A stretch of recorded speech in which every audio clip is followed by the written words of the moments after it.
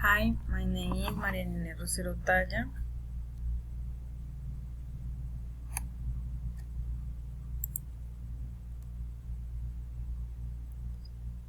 Mapa conceptual. Lack of benefit information.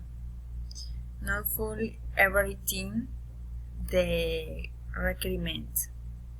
Lead effects in the reporting already built will be divided into cause and effect.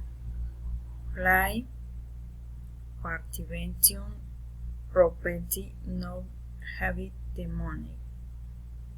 It caused there are opposition from third papers and then eyes on better of Tracy wasted info solutive team not exploring enough. The process of registration of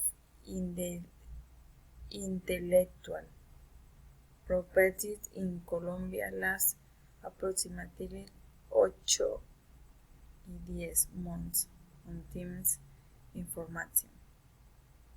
Lack of information on benefits. Lack of with the requirements.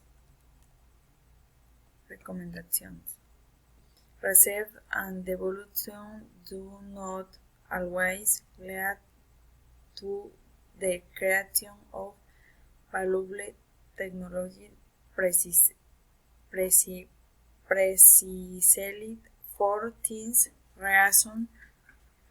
With technology advancing occur, it is important for the company to extract every ounce of monetary return from the four.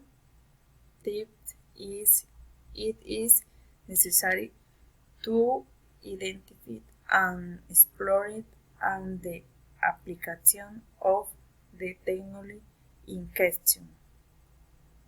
In dealing this process, so indulge the same staff from the disciplines listed above, along with a quantified planet appropriate to ensure that all have understood the potential changes and that all are adequately protected by additional patent application.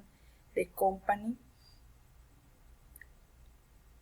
must apply for multiple patents and file patent application for each for the whilst a particular technology might be used in this while you will ensure that companies cannot exit modify that technology and you will ensure that your exclusivity over that technology lasts as long as possible.